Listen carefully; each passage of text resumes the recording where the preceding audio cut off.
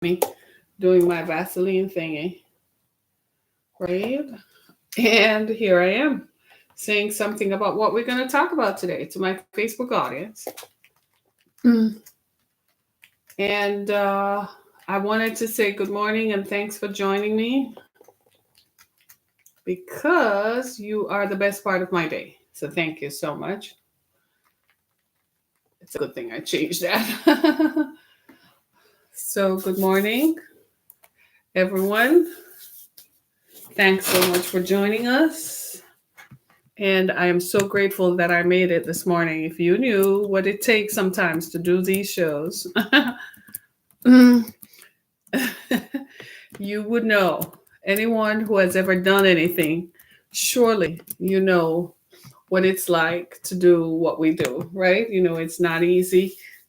And it's certainly it comes at a cost, right? There's a cost to be the boss. And who among us has paid the cost to be the boss, right? We have all paid the cost to be boss. So I just want to say thank you this morning. Uh, thank you so much for joining. It's truly an honor and a privilege to be here with you and to celebrate with you and to talk with you about the things that matter. And I am so very grateful that you've taken time out to join me. Good morning. Follow me, please. Absolutely. Uh, follow. And then I'm going to follow you. There you go. I followed you, right? Thanks so much for joining me. Welcome, one and one, Mike 11. Most that Idra had joined. Thank you. Good morning. Good morning. What's up? Nothing much. Nothing much. What's up with you guys? Thank you so much for joining. Sometimes I feel like I should be more a part of your lives. Like I should come to you more frequently, honestly, because you make me think about what else can I do to encourage you and inspire you? What else can I do to motivate you? Because I feel some sort of kinship in the fact that we're all on this journey together, this journey of life. So you are as much a part of my life, and as much a part of my experience every day as I am a part of you. And what an honor it is. What a privilege it is to be able to come to you. It truly, I'm amazed every day at how I can do this because this is what I'm called to do. And there's nothing quite like walking in your purpose. There's nothing quite like knowing exactly why you're here and why you have been called to do what you do. I know on camera I look so much. I hate cameras. You know, the camera adds like 20 pounds to you. Sheesh. Believe me, I'm very proportioned in the right places, but the camera makes you look like, oh, it's not fair. Say it's not fair. It's not fair. So I just want to say thank you so much. Um, and it's just amazing to me how we get to do this. So thank you for joining us. Somebody else want me to follow back? Yeah, all you have to do is ask. I will follow you back. Uh-huh. So thanks so much. So here in Michigan, we have a lawmaker, right? He's from Northern Michigan. And the story around him is that he was indicted for racketeering and bribery. You know, the feds don't look kindly on that, right? So how it works is that prior to the elections last year, the statewide elections, this guy contacted, okay, this guy, I like your profile picture. I do. This guy contacted the carpenters union, right? And told the carpenters union, dollar bill. Really, dude? Really? And this guy contacted the carpenters union and told them that he would, good morning, how are you? Thank you. Bake sale, good morning. And he told them that he could get a legislation passed through the local state legislature concerning making it a law that would make make carpenters disregard a minimum wage, a certain amount of wage. He would not get it passed. So, but he gave a number. He gave a number to it. So if he had just had that conversation, yes, I do like it. That's crazy. Oh, but he made it sound like in order for the law to be passed, he would have to be paid. A contribution would be paid to his reelection efforts, right? So he gave them a number of figures, $30,000 or $6,000. And the person, and he sent this, listen to this. He used text messages. And you and I are looking at each other like, really? So you leave a written record? So it's not like you call someone on the phone and just had a conversation where it's my word against theirs. You're actually going to leave a text message. Don't write it. If it is written, it is stated. Don't write it. So now they've indicted him on bribery charges. This dude, even his own people are telling him to if what would I do with your dollar sign? I would go spend the money. What do you think? I'd head to the nearest mall right away. So even his own people are saying, give it up, resign. He's like, no, I'm not resigning because the bribery charges are a trap. No, they're not. They have you on record saying that. Good Lord. So he's about to go to jail. You're right. I mean, and they have the text messages. What he doesn't know is that someone within the Carpenters Union, because of what he said, that he could influence the legislative process to turn it around so that he could get elected and they had to pay for it. Somebody within the Carpenters Union took the text messages to the feds. So the feds investigated and found it to be true. So while he was busy telling others what to do, he doesn't know that they were tapping him. So they have him. So no, he's not going to resign. Dude, give it up. Give it up. He's making it sound like the other side, the Democrats, had something to do with it. They caught you nonetheless. Whether the Democrats did it or whoever did it, they caught you. Lesson learned, if it ain't written, it ain't stated. Don't write it. Because once it is written, so let it be written, so let it be done. Once it's written, it is what it is, right? People are just crazy, crazier than they need to be, right? People are just simply crazy. So the governor of Arkansas signed the abortion bill, the anti-abortion bill last night. So when you look at it, you have to say, well, it must be that she's not going to have grandkids because all her children had abortions. So now nobody can't have any children. So had they not had abortions, I know you're talking about your profile picture. What would I do with it? I don't know. Does it have real dollar signs in it? My audience, you guys are so funny. Right? So she signed this abortion bill that would make it illegal to have abortions, and a doctor who does that would get 99 years in jail. No, honestly, I'm just going to be honest with you. You heard me talk about this yesterday. I am as pro-life as they come. I believe life begins at conception. But you know what? There are exceptions like rape and incest. But who am I kidding? We're talking about the South where people have sex with their nieces and it's normal. So, and grandfathers have sex with their granddaughters, so it's normal. And they have children that perpetuate. So, hey, I guess they don't see anything wrong with it. Right? I guess I don't see anything wrong with it. Who am I kidding? And you all are laughing because you know it's true, right? So she passed this as if she's on a bandwagon to save white children and save white babies. No, white women are saying they want autonomy over their bodies, right? And white men are saying, what if I choose to be gay and I don't want to have children? Leave people alone and let them be. Oh my good God. It is the craziest thing I have ever heard. So a similar bill is going to pass through the Michigan Senate, the Michigan House of Representatives in a few, but it's going to be vetoed when it gets to the governor's desk. But they're still going to pass it through without exceptions. So it's still going to make it difficult for women in Michigan to access abortions. So you know what?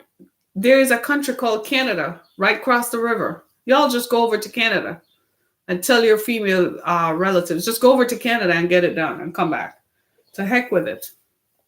They're crazy. They're just crazy. You want people to just have children. Here in Michigan, I told you the story of a girl who was 12, was raped. And the judge and the prosecutor made it so that she has to talk to the rapist and gave the rapist joint custody of the child.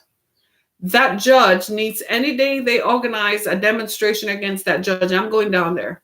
That judge needs to be removed from office. He is victimizing and re-traumatizing the victim. It's just unbelievable. And yeah, I know some of you have strong feelings about abortion, especially men, because you feel like the woman didn't tell you she was going to have an abortion, and so you didn't get a choice in the matter, so you ended up not having children. I get that. I get that, and I hear you, but I still think we should leave the option open. Don't tell me what is good for me when you're not walking in my shoes, right? Don't tell me that what you think from your perspective is good for me, but you don't have my best interests at heart. Do you see what I mean? It's crazy, right? It's totally crazy. So I feel like this woman is the grandma. She's a grandmother who probably lost grandchildren because her children chose not to have abortions, and then later on they can't have any, and that happens. You know, back in the day when women couldn't have abortions, you remember how that happened? They used to have abortions in an alleyway with a hanger. It used to be really bad back in the day. And what would happen is they would end up having abortions that would go wrong, and then you couldn't have you didn't have abortion. Later on you found out that you can't have children. Well, those days are over, right? Those days are long gone. I mean, people now can have abortions safely. People now have abortions in more sterile environments, and it is done more as a medical procedure. I know it's bad. When I first moved to Detroit, there was a story of a young girl. This was about 15 years ago. She was about 14 at the time, and she went to have an abortion at a clinic in Southfield, on Southfield Road, that has since been shut down. It's right over there on Southfield Road, right across, And the young girl went to have an abortion without consent of her parents, because back then didn't need parental consent. That if she were accompanied by an adult, that was okay. The parents, it gave her the right to not tell the parents, right? And she died. She bled out on the table. And her parents didn't know. They just they thought the child was at school, only to find out the child was having an abortion and their child is dead. If it happens to a child, I believe parental consent should be involved. The parents should be involved. I have two daughters. I have a young daughter. She's the most precious thing when she's ready. But she's still, whatever she does, she's still my precious human being. You see what I mean? I still want to have some say in how her life turns out now, while she's not capable of making decisions for herself, because at this point she's not emotionally mature yet to understand the ramifications of her decisions. So I want to have some say in that for her best interest. Now, when she grows up, she can take over and make all the decisions that she wants. Mitchell Pogue, why are you late? You know you're supposed to be here, right? You know that, right? So why are you late? Right? So this conversation about abortions is not going to go away. Next week, I'm going to take you through what it is like. I'm going to show a film, right? What it is like, what happens in abortions. And I want you to chime in. You can inbox me if you want. You don't have to say it publicly. I know many of us have had some exposure to abortions. Either if we're women, then we were the ones who got abortions, but men have had to help make decisions, paid for it, accompanied her, drove her there, took her home when she was bleeding, if an infection developed, and the resulting human emotions that happened afterwards. If there's a film out called Unplanned.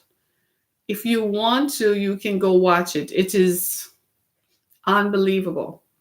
Years ago, when I lived in Florida, there was an abortion clinic a few miles away from our home. And one day I was driving past, and there were demonstrations.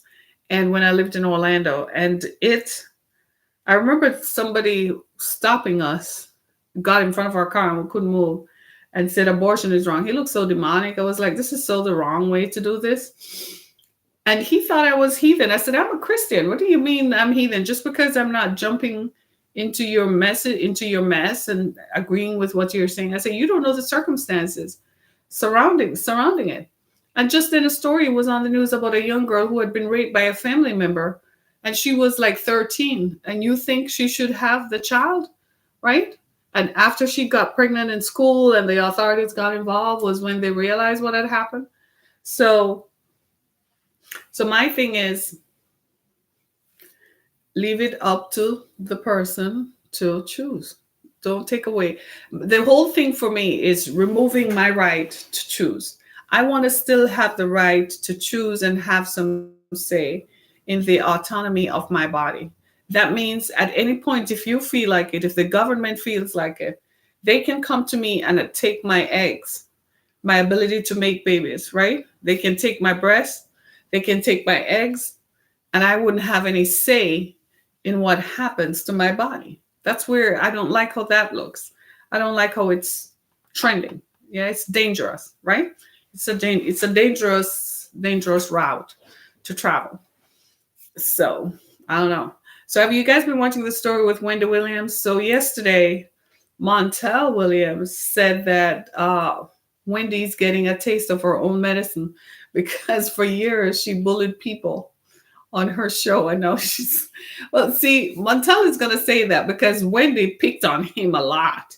And I don't watch Wendy's show because I always thought she kind of kind of went in on people. I always thought she went over the top. But her brand is what she does for Fox. Fox likes that. She has a following throughout the country and they like that.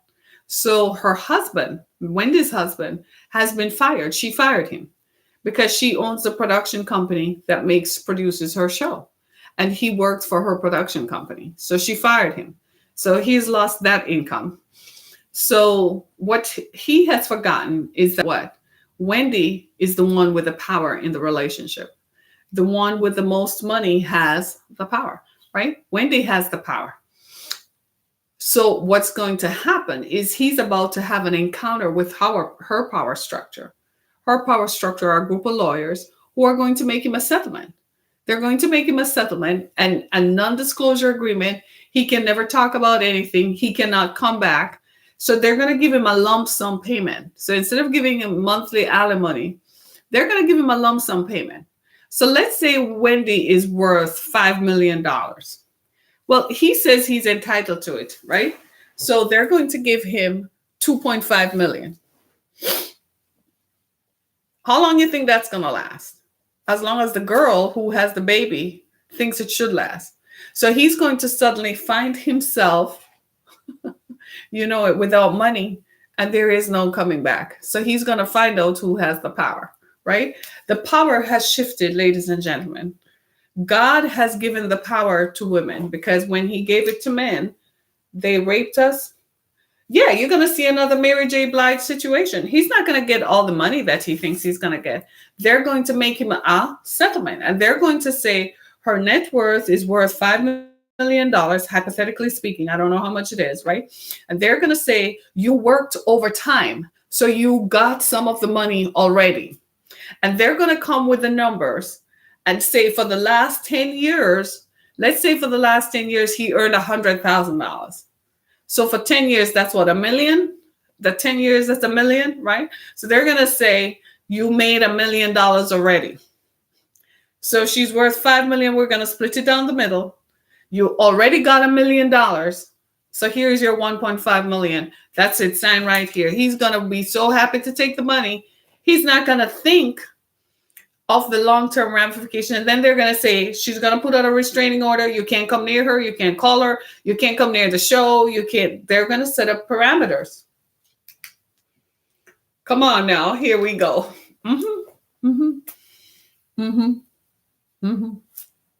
It is what it is. Guys and gals, be careful out there. Be careful. So today I want to talk about unpacking your shame. So we began this series this week where we're talking about unpacking your it. Unpack your it. Unpack your guilt. Unpack the stuff. Unpack the dysfunction. Unpack everything. Unpack it. Whatever your it is, unpack it. Your it may be different from mine. My it is something else, right? My it is surviving sexual assault. So I had to unpack it so that I could move forward. Otherwise, it had the potential to destroy me. Survivors of sexual assault have issues. For every WW, there are 1,000 men who do the same. Yep, right? For survivors of sexual assault, the post-traumatic stresses emanate and materialize sometime later. So I had to learn to go through the process of unpacking that so that I could live, right? Similarly, what I have found is that we walk around with so much stuff, we have not learned how to unpack it. Can I just ask you this question? When you are out in public, have you seen someone go off the deep end without provocation? It's not like you're in the bank and you're standing waiting for 10 minutes, or you're at Walmart or you're at Target and the line is taking forever, or you are out at the ballpark and it's taking a while to process. So you become, what's going on here? That's different. That's normal, right? I'm talking about people who, without provocation, just seem to teeter off off the cliff. Have you guys seen that? Yes, we all have witnessed it.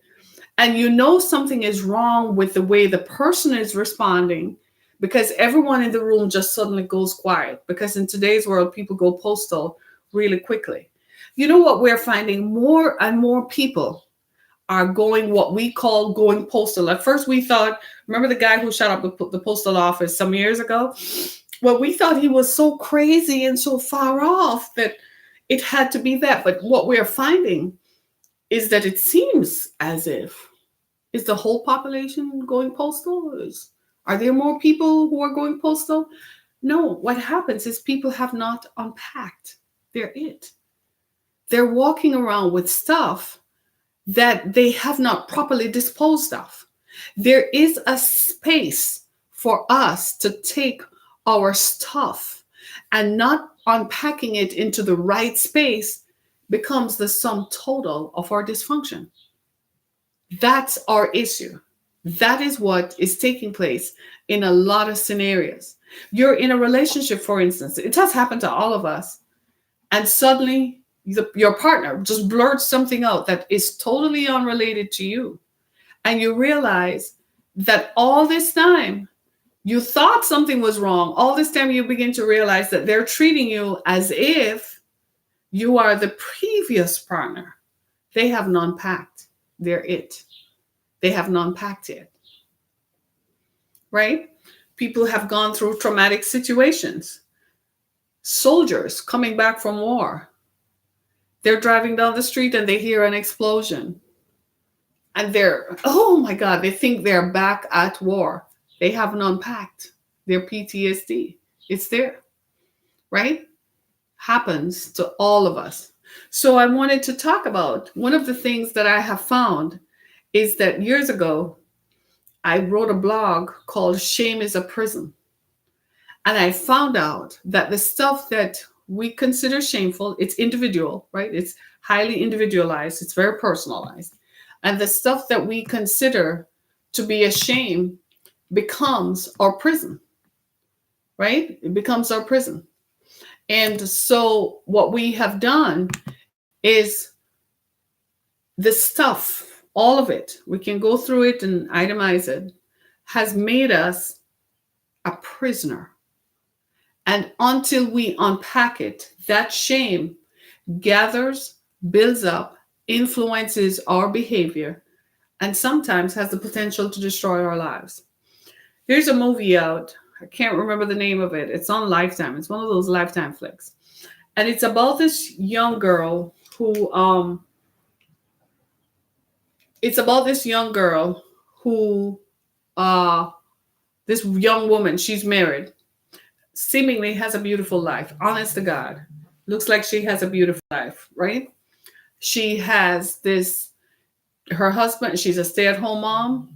She's part of a group where, typical stay-at-home mom scenario. She doesn't have to do anything. But she has a problem. She has a proclivity for having sex outside of her marriage. The more dangerous it is the more she pursues it. So she was having sex with her friends' husbands. She was having sex with her neighbors. She was meeting people in motels, even when she shouldn't be. So she was doing this without realizing what it was costing her. And finally, one of the men she was embroiled with asked her this question: why are you destroying yourself? And she needed help, but she didn't know how to ask for help. And finally, her husband, she made a mistake, a colossal mistake, and her husband discovered that she was having an affair. And that's when she confessed to him what had been happening. Luckily for her, he loved her. Talk about when a man loves a woman.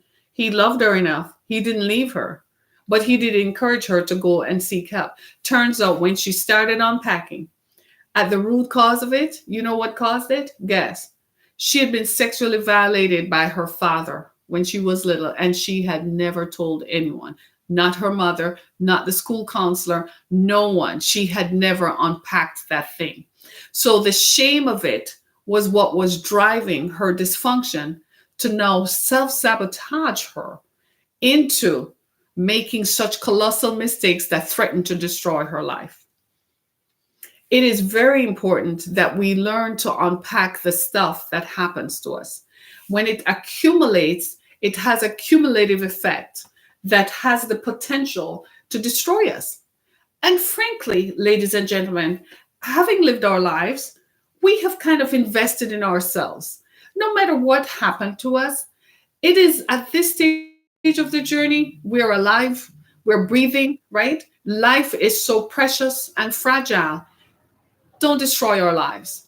You see what I'm saying? We owe it even to ourselves to see how this thing is going to turn out. Is it going to turn out for my good? Is it going to be good for me? I want to see this, right? When I look back, I can't talk about you because I don't know your story, right? So I'm pointing the finger at myself and I'm talking about me. When I look back over my life and I look at the disadvantages that took place to me, I tell myself that I owe it to myself to live my best life. So every day when I wake up, I look the best that I can. I'm really not looking at today, really. Right?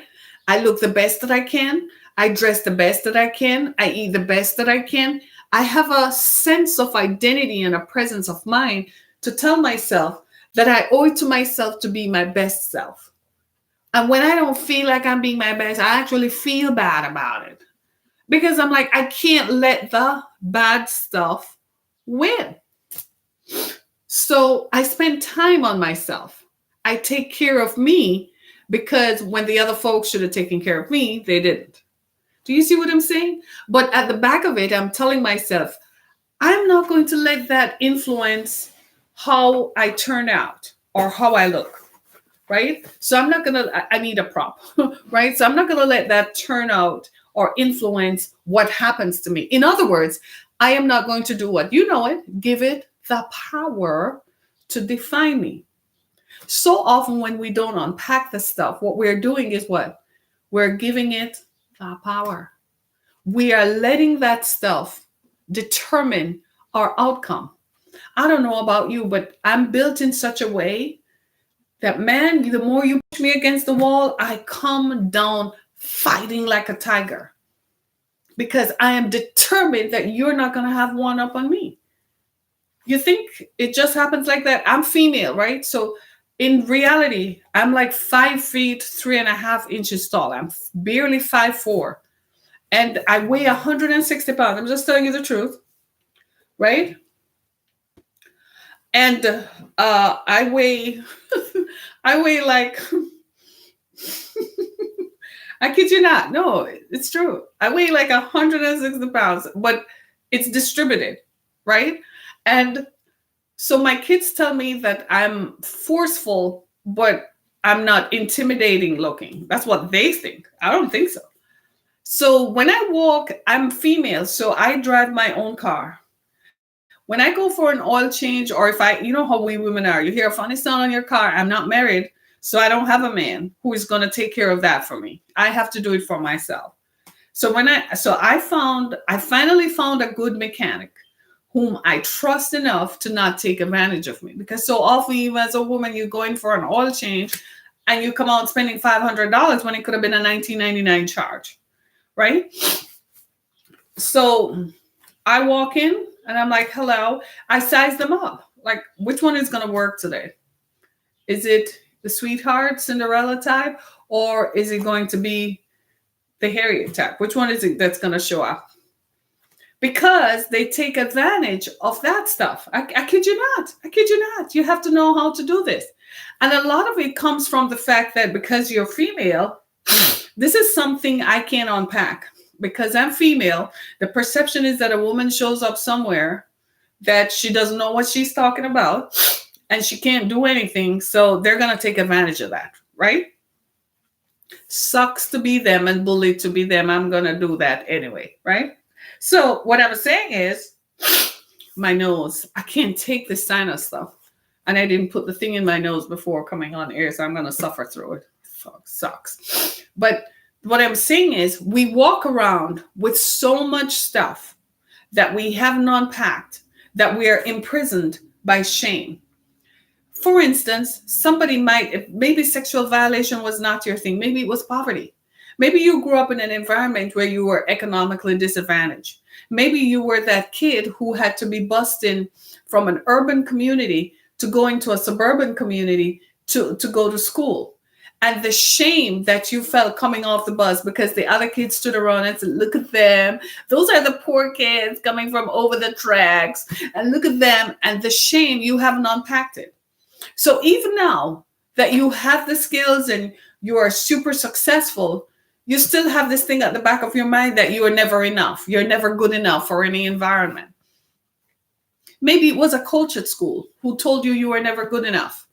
Maybe it was a teacher who made you feel like you were never. That's why you have to say thank God for positive reinforcements if you had them.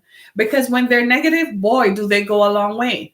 Maybe it was a parent who made you feel ashamed to be their child. Maybe you grew up with an alcoholic parent or a drug addicted parent. Baby, you have to unpack that shame because it is influencing you one way or another. It is affecting your outcome. Don't give it the power. Just like me, I am not going to hand my power over to some dude in a mechanic shop just because he thinks I'm female and I'm helpless. I am really not helpless. I have the power of the law behind me, and I'm conscious of that. But what I am is a female, and I'm looking at you knowing you're going to take advantage of me, and I'm ready for you because I'm about to make your day so bad, you're going to wish you had never seen my face. Do you see where I'm saying? I have learned to unpack my stuff. Now, that might be the right forum to be like that, but a forum to be like that is not when I go to meet with the police chief. You see where I'm coming from? You have to know where to unpack the stuff. So I make sure I understand that the only reason I'm behaving like that is because those people in those kinds of environments are going to take advantage of my gender. It's not so much the face or the color, it's the gender.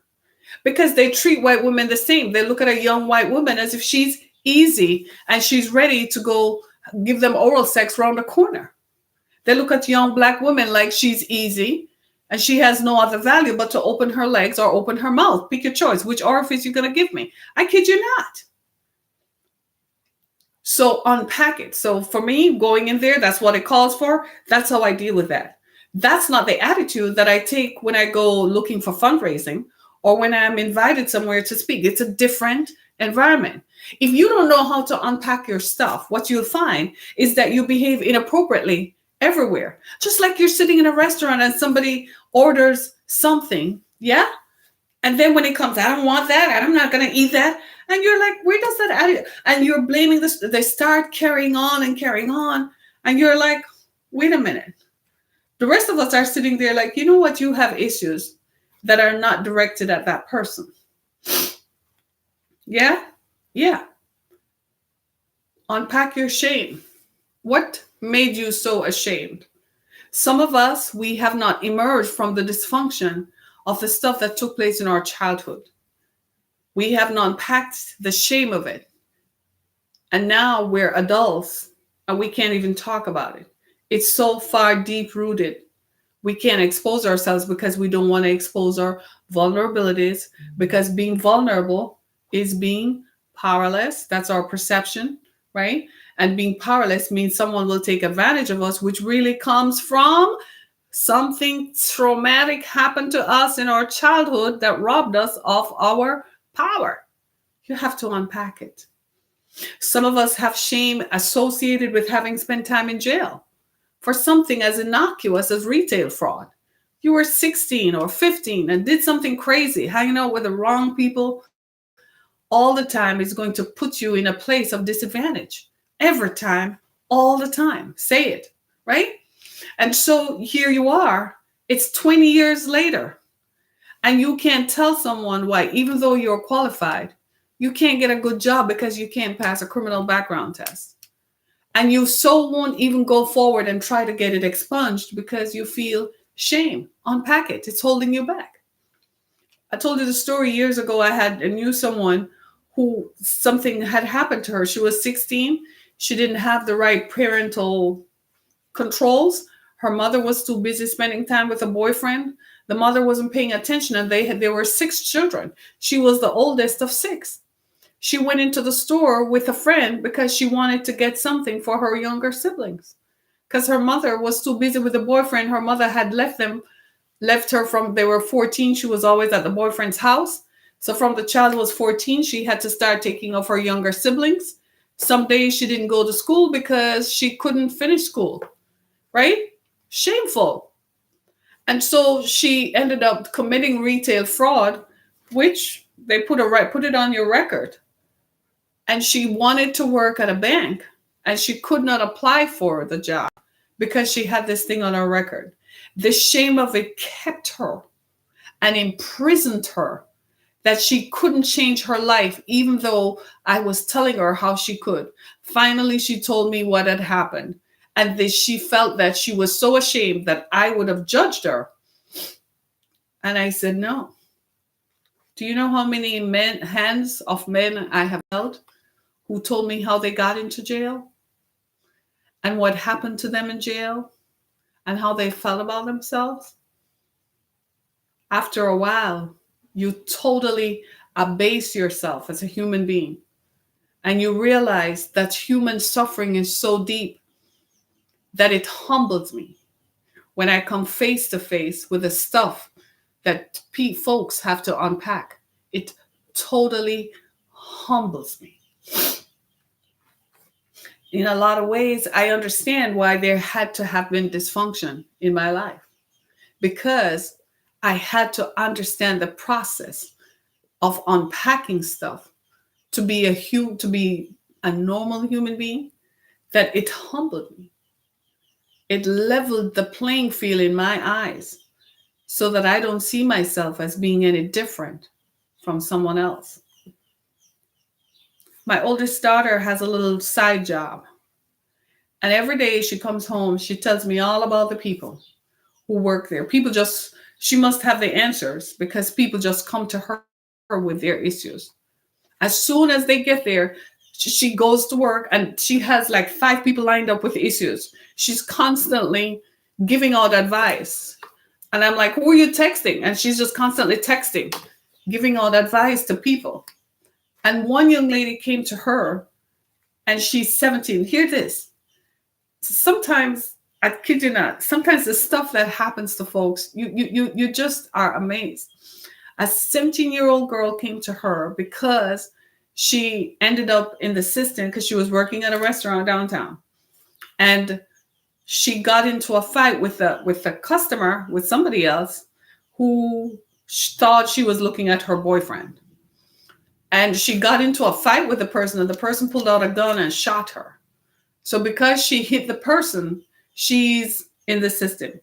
So her at 17, it's juvenile, so they're going to expunge the record because she cooperated because it was provocation. It was deemed as provocation, right? So she said to my daughter said, "So what are you going to do with that?" So she said, "Well, I'm trying to get my life together. I'm doing online classes to get my GED. I really want to go to college eventually, and they're going to expunge the record so it won't affect me." So my daughter said, "But are you committed to yourself to make sure that you get over this and get past this?" And she said, "Huh?" And she said, "Mom, that's the key right there. I don't think she's committed to making sure that she gets past it." Do you see what I'm saying? And I feel like sometimes our commitment to ourselves, to be the best version of ourselves, ought to be what guides us, pushes us to ensure that we get to where we're supposed to be. Bad stuff, let me just be clear, bad stuff happens. This young lady says it wasn't her fault, someone else did it to her. Yeah, okay. But look at the end result. 17 with a record. 17, y'all. She can't see into the future. She can't realize that one day she's going to wake up and be 37 working a dead end job for which you can't get out of, and you can't make your bills, and you have children. And then what happens? Do you see what I'm saying? This is a question that I keep asking young people all the time. You're making long-term decisions based on a short-term situation. Be careful of that. And sometimes you end up at 37 full of shame for the decisions that the 17-year-old in you made. Do you see where I'm coming from? Unpack your shame. Some of you have shame because you never went back home and talked to your parents. After you left, you were like, "I'm not living that life anymore. I'm done with that. I'm gone." And you left and you never went back. And you are like, wow, wowzers. Unpack your shame. Some of you have shame because you took something that was not yours. Maybe you took an opportunity from a friend. You pretended to be a friend, right? And you took off and you got someone else's opportunity and you never went back. There's someone I know who needs to unpack some shame. She took someone else's husband. Yeah, she should unpack that stuff. She took someone else's husband, and in taking someone else's husband, they got married. They live now in the Detroit area, right? Moved from a whole other state. And then guess what happened? You want to believe this? When she was busy taking the woman's husband, she didn't look into the future. At the time, the son was 19. He started acting out. He dropped out of school, couldn't finish school because his parents, his whole life was turned upside down by his parents' divorce. So she took over the son and thought she could help ameliorate him. No, baby, you were the problem. You know what happened? The son ended up driving a truck, right? Becoming a truck driver because he didn't get to go to college. And one day he's driving through, you know where, his home state, and he got run over. He wasn't in a truck this time. A truck ran over him. He died. He was 39. How did I learn this story? Because people sometimes need to unpack their shame. And they choose people whom to tell. So maybe she couldn't tell anyone else around her. So I was sitting beside her in an airport. And she told me why she was on her way to where she was going for the funeral. She unpacked her shame. Now, inside of me, I wanted to judge her because I felt like she's the root cause. She took the woman's husband, which caused disruption in the child's life, and that was the result. But I had to dispassionately listen, non-judgmentally, and be amazed that at least she was finally coming to terms with it. She wrecked that woman's life. That woman never recovered economically nor emotionally. And to be honest with you, she herself, the guilt and the shame of it, she's living with. She's imprisoned by her shame. because it's not her husband. She took someone else's husband. And even you can see it in her face. There's always a look, no matter how much money she makes, there's always a look of utter misery because she has shame associated with it. Some of you guys left your children, left good women behind, some women left a good marriage behind. And you can't unpack it. You have to, if you want to live, if you want to be free. Because see this physical body here, it's your temple. That's where you live. And what happens is the trauma of our life experiences become evident and manifested in our bodies. They manifest as diseases. And in the manifestation of diseases, sometimes we're treating what? Say it, you know it. You're so good. You're treating the symptoms, not the disease, not the root cause. So you go to the doctor because your blood pressure is high. But your blood pressure maybe is high because you lay at night thinking about your shame. Hello. You see what I'm saying? Yeah. Unpack your shame. In my story, I felt badly about being sexually violated at 6. I felt shameful. I didn't think that anyone would love me because of of what had happened to me. I was ashamed of it. Maybe that's what led me to choosing my first husband who beat me up. I didn't think I deserved. Now, outwardly, he looked great. I mean, he looked like a normal human being. You know, he was an upstanding member of the community because, you know, most people who beat up people live in the shadows, right? But if I had looked at it closer, I could have been in a better relationship, right? I could have there were more suitors around me. I didn't lack for male attention. So I could have chosen better, but maybe I had shame associated with my life because I felt like that a part of me was not whole because I had been sexually violated when I was 6 years old. Who does stuff like that? Do you see what I'm saying? I hadn't yet unpacked the shame. By the time I realized I was 25, I was married and had a baby. She's now 26. And so here I am holding a child. And it's like, whoa, it's too late. Let me hear what somebody is saying. We tend to not comment due to the bubble that we live in. Shame is only shameful to the ones who are afraid of you. I believe shame as an individual is based on your level of wealth and insecurity. The husband chose and the wife didn't know how to unpack it. Even your temple will always have symptoms. Symptoms to what degree? That is very broad. Yeah. Right? Shame. We don't know how to unpack it. Even in this context, even in this medium that we're in right now, this space that we're occupying, if you feel like you want to unpack your shame, inbox me. Don't put it out there because you put it out there, someone is going to screenshot it and send it to someone else. We have employers who look at our posts, right? Our employers go through our Facebook feed.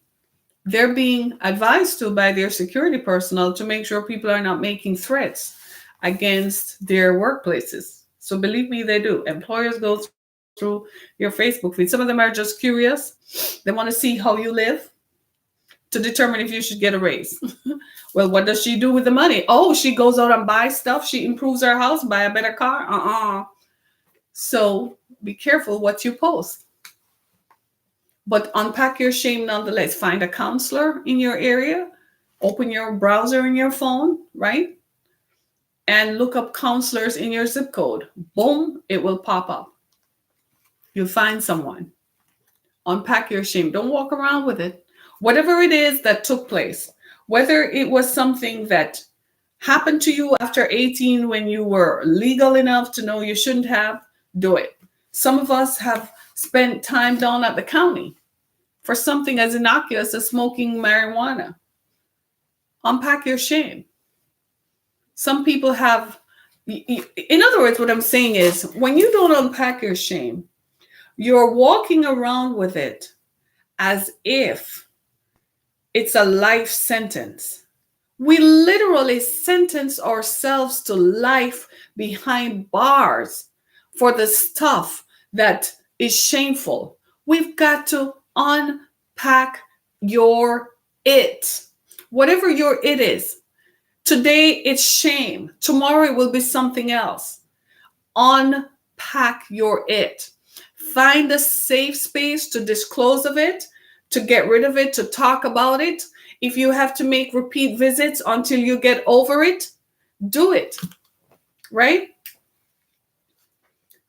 Open your Bible even if you don't believe. That's a good one, right? Unpack your shame. We walk around with so much stuff that has caused us to live lives less than what we could have lived. We could have been so much better. Some of you all come from down south. And down south poverty is a real deal down south. I've been into some communities in Arkansas and I shook my head like I couldn't believe this stuff. You think the east side of Detroit is bad? You need to see some of the stuff that happens in marginalized communities throughout this country where economic disenfranchisement is real. It will blow your mind. Have you been to the Appalachians? Have you seen what happens in Appalachia? That poverty is real. You see it on the news every now and then. People going to the mines looking for copper to sell, to make money, to feed themselves. You see them, it's evident, and they have no teeth. They don't have access to good health care. They don't have infrastructure that is going to be invested in their communities to generate employment, which turns around, creates a better quality of life. Unpack your shame. Some people arrive at a place of success and they still find it shameful. Some of us can't talk about the dysfunction that happened when daddy used to put his hand up our skirt, or when daddy would say if the first man a girl should have is her father. Sometimes even mommies say that to their boys. Well, let me feel you up and see what's going on. Is it growing? That is shameful. Some of us can't talk about going to the confessional thinking you're going to a counselor and a safe space and he touches you inappropriately. Some of you have been touched by your coaches, even men, the boys. You look like, robust men now, but when you were a vulnerable teenager, they touched you inappropriately. Unpack your shame. It has held you back. It has imprisoned you. You can't explain to your partner why you are so promiscuous. It's like you want to prove that you have to prove that you're so totally masculine. Some of you men are very mean to women and mean to your partners because there was a time when your family, your father and your mother beat you up and made you feel powerless. So now you'll never let that happen to you again. And if you unpack it, if you were to unpack it, you would understand your reasoning and the genesis behind it, and you would be able to live a happier life. Do you see where I'm coming from? The goal of this is to be the best version of ourselves as much as possible. And we can't be the best version of ourselves if we continue to be sentenced to life by shame and guilt and dysfunction that took place in our lives. Let's just be clear. A lot of the stuff that happened prior to 17 years old, the people who raised us and the people who brought us here creationally are responsible for that. They were supposed to provide a safe environment, a safe and secure environment for us to thrive in.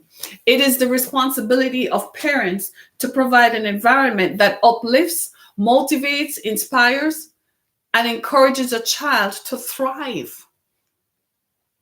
We're not supposed to provide environments that hurt our children, because then they will not grow up to be the best possible versions of themselves, right? We're supposed to be guiding, motivating, inspiring, leading, correcting. That's an important part of parenting. Not this new age thing where you don't tell children what not to do. Yeah, you better believe I tell mine what to do and what not to do. Yes, I talk to them. Yes, I love them, but I have to correct them. And I've been telling this from they were old enough to understand. Part of my role as mom is to correct you. If I don't correct you and I don't show you boundaries, how will you know where they are? So you'll go out in the community and you're going to find out then too late. because you become subject to the rule of law. We have to unpack the shame. Some of us are divorced. We have 3 and 4 divorces. We're ashamed of that, because as you get older, you begin to realize, darn, I never had to come to Jesus moment with myself about why I couldn't stay in a relationship for a long time. I have issues. We don't want to say that. Unpack your shame. My oldest daughter is now 16. When we moved to Detroit, she was 15 months old, right? And when that was in November of 2003. By March 2004, I was working. I was working as a general manager at a McDonald's store. I was never home. And this little person by now was like 18 months. And she made me know who was the boss. One evening I came home from work and she was standing as soon as you opened the door, she was standing waiting on me. You know that look? Have you ever had one of those looks from one of your children? And she stood there and she said, wow. And I said, well, hi, honey. And she just looked at me. She didn't come to me. She wouldn't kiss me. She wouldn't talk to me. And I'm like, man, I'm so tired. I have such an issue today. You know what she said? What do you think this little 18-month-old said? I was so shocked because I'm like, I should think you don't understand words and the context of words. Guess what she said? We all have issues.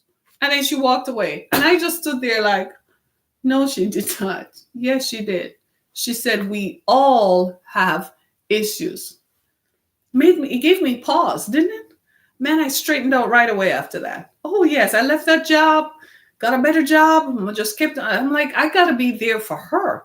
She showed I wasn't being the best parent that I could be. I wasn't spending as much time with her because I was supposed to take her somewhere and I didn't leave work on time, blah, blah, blah. And she was like, this is not being in other words, she was saying, this is not being the best version. We all have issues. Get yours together. Do you see what I've never forgotten it. We all have issues.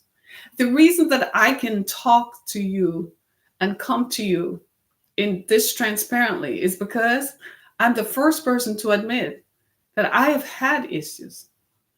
I've had shame. Do you know that as a woman who was beaten by a man who claimed to have loved me, I never talked about that for years. That marriage ended in the year 2000. I didn't talk about it for 9 years. I was silent. I didn't go public until 2009. Say it. We all have issues. I couldn't talk about it. The shame that was associated with being a battered wife, that a man who loved me beat me up in the intimacy and privacy of our home, in my bedroom, in our bedroom. It's why I couldn't call the police, because I was ashamed that the police were going to come and hear the intimate details of your life. That he beat you up while you're making breakfast. That he dragged you across the floor by your hair. That he slams your face into the door jamb in the bathroom. That he shoves you in the bathroom mirror and tells you he's the king and he's your God and he's going to beat it into you if you don't get it. Who tells anyone that? I had to unpack my shame. The funny thing is, you know by now, that was 2009, so it's 10 years. But on my release did not come until I unpacked it. And in unpacking my shame, I could talk about it. I could write about it. Now I speak about it. And now, instead of it being a shameful thing, it's completely shameless because of my perception and because of what I do with it. Sometimes it's not what happens to us, it's what we do about it. I was sexually violated when I was 6 years old. That is not an uncommon thing. That has happened to more people than you know. But what I have done is not let it be the defining moment. I do something about it. I talk about it openly so others who have experienced it can see themselves in my story and obtain some level of freedom. There is nothing quite like being free. I was talking to my daughters And I said to them, you will never know what it felt like to be sexually violated. And I said, and whilst I'm happy for you, I said, the difference in our perception and life is so different. And I am grateful for it because your life is never defined by those contours and those boundaries. And my children said, Mom, that is some deep stuff. Let me hear what somebody's saying. After we unpack it, and it exposed in your arena and it's there like a monument, what do you do with it?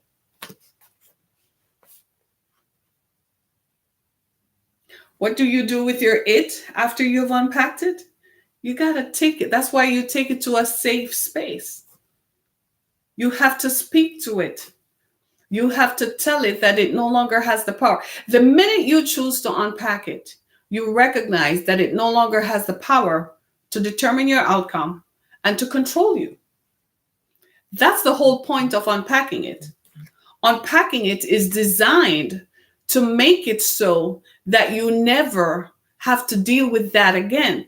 It is going to come up in your memory, but when it comes up in your memory, you negate the effect of it by reminding it that I don't have to have shame associated with this.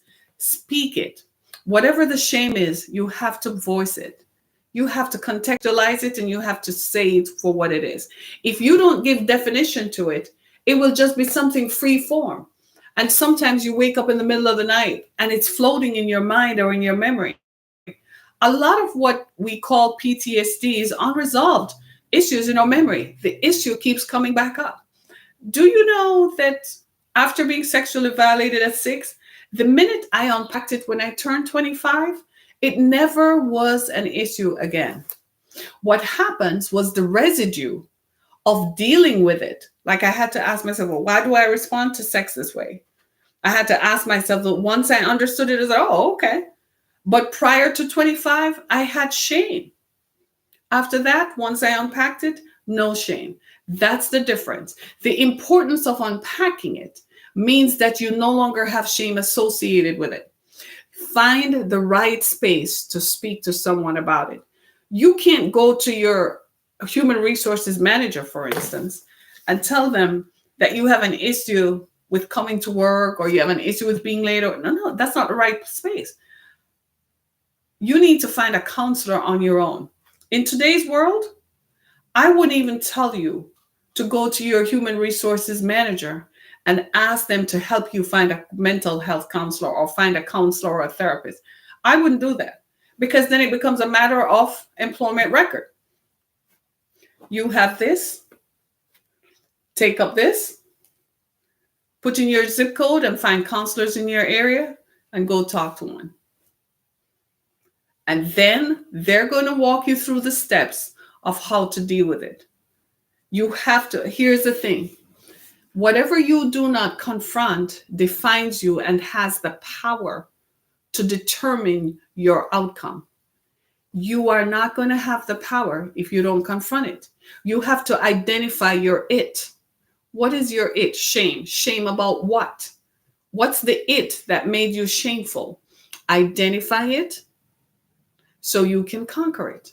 And how do you conquer it? You have to tell it and negate it by telling it it no longer has the power to hurt you. Right? We talk about this with rape victims, right? Rape victims have tremendous issues, post-traumatic issues associated with being sexually violated. Just like someone who has been in an arena of war, right? Someone who has ever heard gunshots that hurt their bodies, right? That trauma, they're going to remember the sound of it. So if they hear something, it makes them, you have to unpack it. You have to say, that's not a sound that is not going to hurt me. When you unpack stuff, you have to tell it that this no longer has the power to hurt me. And especially if it was done by a person, if you still feel fear of the person, then you have to seek legal remedy. For instance, if you were hit, violated, you need to seek legal remedy. Get a lawyer who will tell you in your state, in your area, if the statute of limitation applies. If you were a child and you were violated as a child, but now you're an adult, the statute of limitation does not apply. Because if it took place before you were 18, they can deal with that took place before you were 18. If seeking legal remedy is part of what helps you, then yeah, do it. If it's going to make you feel better, if it will provide you with what they call closure, I don't believe that closure is everything. And some people will make the argument that maybe I shouldn't open that Pandora's box. Maybe I shouldn't open it, but you have to, because it is influencing you and affecting your decision making. It is. It's silent, but it's there. It's what motivates you. It's what makes you do the things that you do. And if you don't confront it, it is always going to define your life. Don't let the negatives of life define your outcome. Don't let it rob you of the power to live your life. In today's world, we don't have much control. We never really did control over our own lives. You do realize that, right?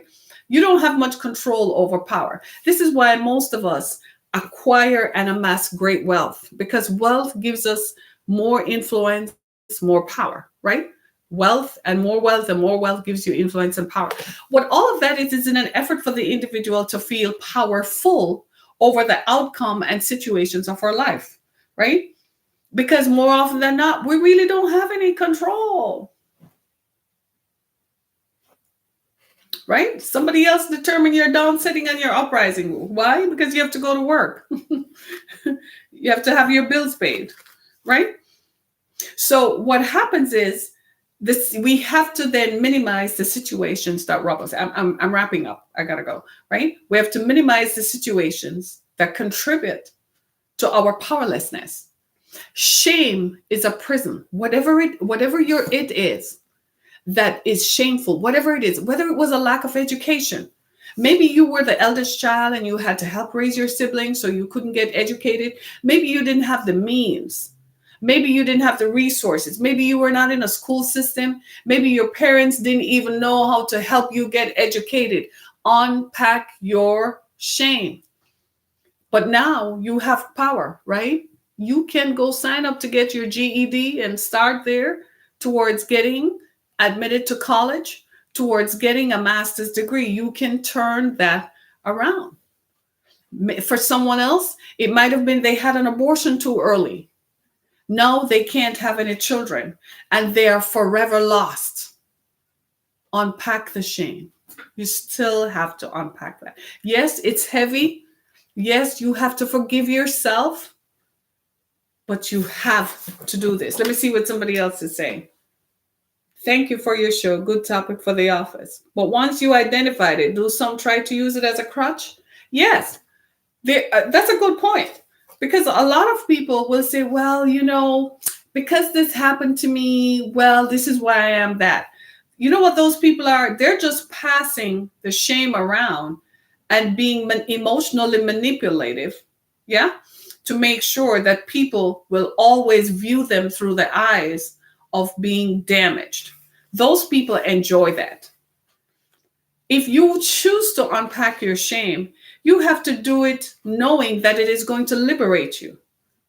The people who want to continue using it as something to always say, well, this is the excuse why I am the way I am, they're shameful. they're shameless.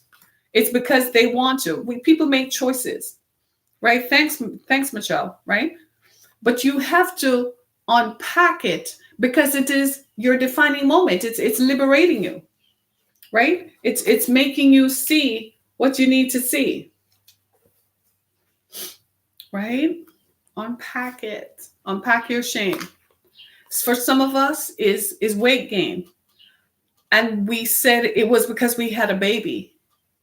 We don't tell anyone that we're feeding a dysfunction in ourselves and food becomes a form of comfort. So you use your body as an outlet and you think the more stuff that you can put in is going to make you feel better. And so you wake up one day and you're morbidly obese and the doctors tell you if you don't lose weight, you're going to have this, you're going to have that. So you gain weight and you don't go out, you stop going out, you stop socializing because you feel bad about your appearance. Unpack it. Unpack it. Confront it and unpack it. Tell yourself why. You know why. I started to eat because I felt that I was unloved. I started to eat because I felt I was ignored. I felt like nobody wanted me, and I started to eat. Tell yourself why. I stopped going out with my friends because I felt like I wasn't good enough. I felt like nobody wanted me, and I stopped going out. Whatever it is, tell it. Speak it so that you can hear it, so you can start. Go to someone you trust. Maybe it's not a counselor. Maybe it's someone whom you trust, whom you know loves you and has your best interest at heart and is not going to broadcast it all over town, but unpack it anyhow. We all need someone like that in our lives. I have 2 or 3 whom I can go to and unpack. When stuff hits the fan and hits the ceiling, I have to unpack too. Yeah, believe it. I absorb so much. I got to have an outlet, right? So when you are unpacking it, how do you maintain it? You have to maintain it now because now the genie's out of the bag. So you have to maintain it. You maintain it. Don't go back to the dysfunction. This is why I don't deal with the symptoms. I don't believe in antidepressants because I think they treat the symptom and not the root cause. You see what I'm saying? So it puts a Band-Aid over something that's broken when you really need to find the root cause of it. So in the scenario I outlined where someone overeats, why do they overeat? What makes you feel so lost and so helpless? And what makes you feel as if you are not wanted, that you need constant comfort, and the only way to do that is to feed yourself? Once you identify that, then you have hit the nail on the head. Now you can speak to it, right? Now you can control it. You have to take your power and assume control over it. Sometimes life feels like it's out of control. People walk in and out of your life, yeah? Work, sometimes it hits you like a ton of bricks. You get to 45 and stuff just starts crawling out of the woodwork. Children are growing up, going to college. It just looks like this change season, right? People, careers start leaving. Spouses start leaving people you've invested in, and they start leaving. And what do you do with that? And it feels like everything is out of control. Your parents got diagnosed or you got diagnosed with some life-threatening situation. Unpack it. Some of you can't tell that you have an STD and you're walking around with it. I think the one that's dangerous, is it herpes that never goes away? You have to take the herpes medication forever and a day. Hepatitis B, right? And you can't tell anyone that you can't have a relationship because you have a sexually transmitted disease. Unpack it. The shame. It's so personal. You keep it in and you sit there like this. I'm so unloved. Nobody loves me. Nobody wants me. I can't be touched. Unpack it. You have to live your life to the fullest every day. You owe it to yourself. All the stuff that happened to you, you owe it to yourself to get up and live. Unpack the stuff. Find a safe space. Even if it's not a counselor, find someone to talk to who will listen without judging you and get it out. And then you start finding the remedies that are applicable. One of the best things I have found is I have certain affirmations that I tell myself. For instance, I wear pink a lot because it's affirming my femininity. Because I told you my story. After they left me with children, I had to find myself being head of household, something I never signed up for. And in doing that, it's almost as if I have to constantly remind myself that I'm feminine. So I wear pink a lot. Then I found out that pink is also for sexual assault survivors, of whom I'm one of them. So every day I wake up, there are certain things that I have to tell myself. If I got into a relationship where I felt after a while I became a parent that I was at a disadvantage. I fell in love with someone who did not love me, right? And in not loving me, I was conscious enough of the fact that they didn't love me. And I didn't know what to do, how to unpack my feelings. So I'm telling the person how I felt, and he's coughing at it because it doesn't mean anything to him. It took me time, but I told myself, you got to unpack this stuff. You got to leave this because it's not a good place for you to be. And eventually I unpacked it. And when I unpacked it, you know how that goes. I mean, people live with regret forever and a day. Tough luck. It's over, buddy. Because when I was there, you didn't see it.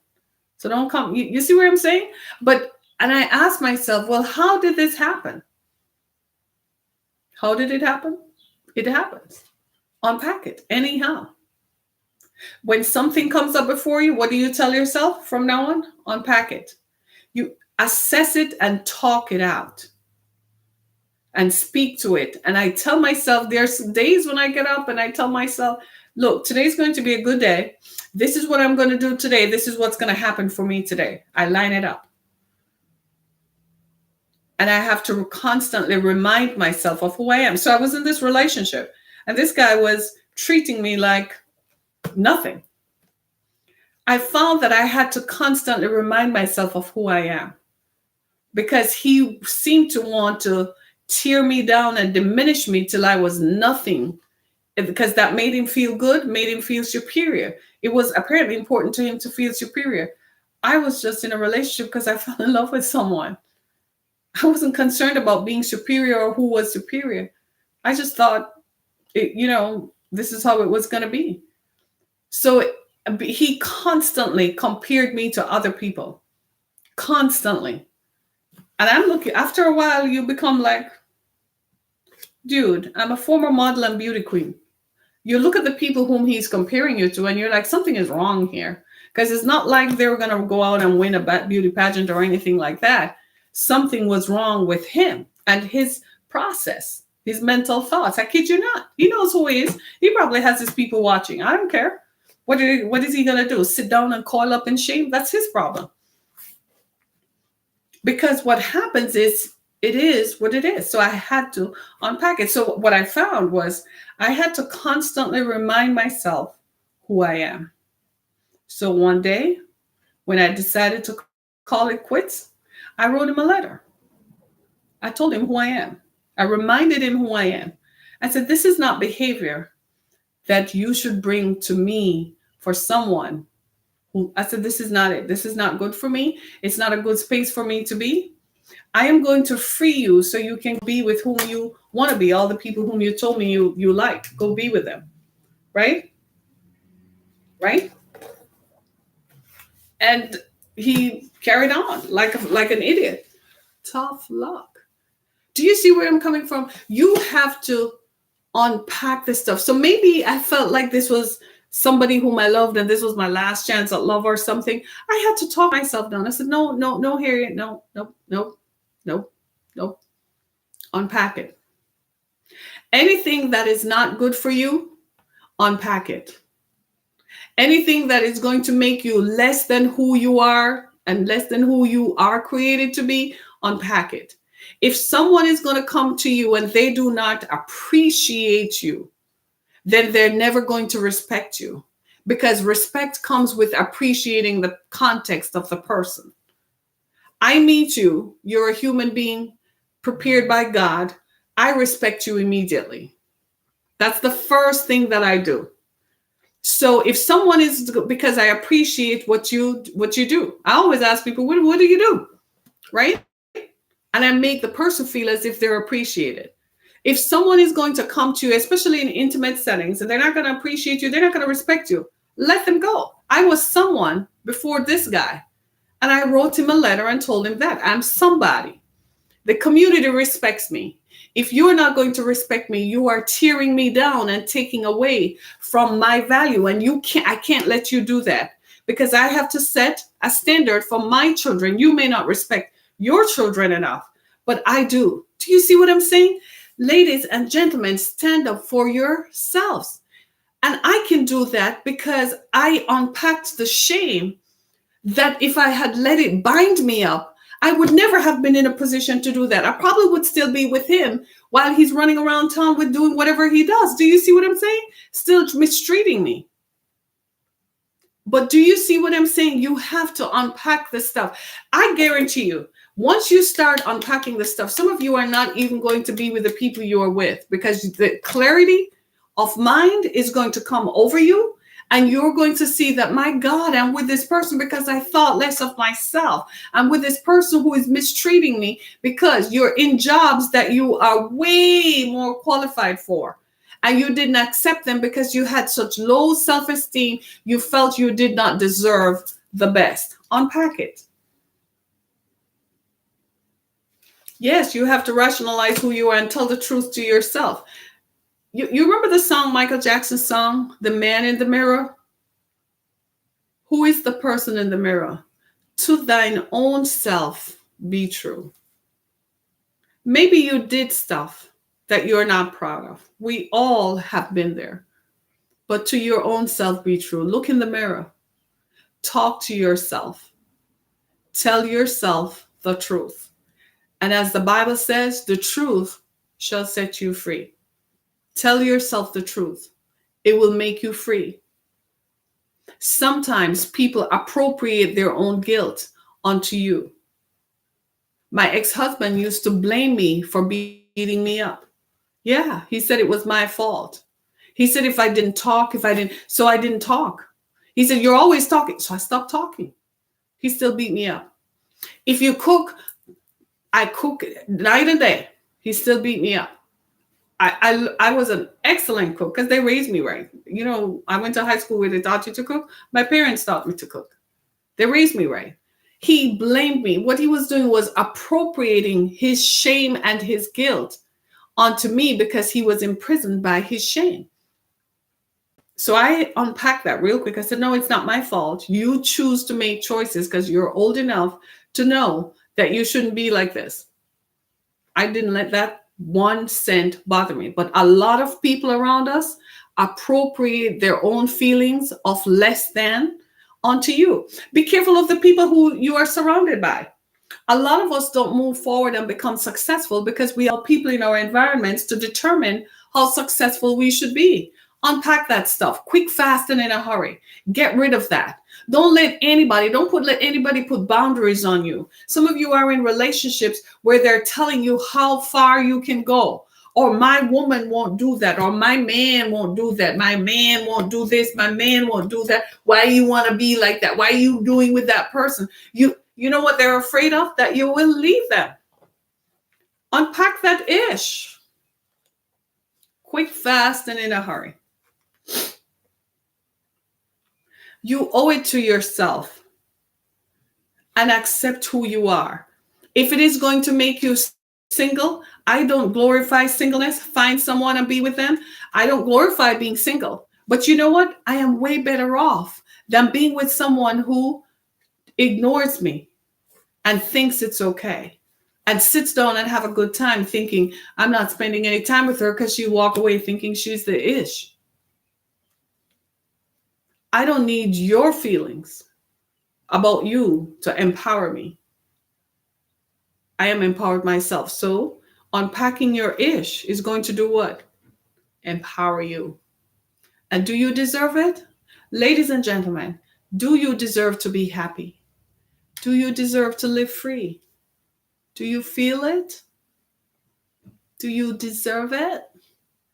Then go do the work on yourself. To thine own self be true. God bless you. As you walk through this process of unpacking the shame that has clouded your mission and your vision, the shame that has made you less than the person you are created to be. You were created to be awesome, to be powerful, to walk on scorpions, to tread over strongholds. You were created to be great. So to thine own self be true. Go find your ish. I found mine, and I have never been happier. I am so grateful that I become me, the person I was created to be. And I don't have to put up with anybody else's feelings to empower me. I can do that every day, and I get to live my life. That's what I want for you, to be free. I am free. Be free. Unpack it, right? If this message has been a blessing to you, go to my website, harrietkemick.com, as well as go to the exodusfoundation.com. Be a blessing to us, right? Be a blessing to us so we can help others unpack their shame. That's what they do when they come to our shelter. They unpack their shame. Thank you so much for joining.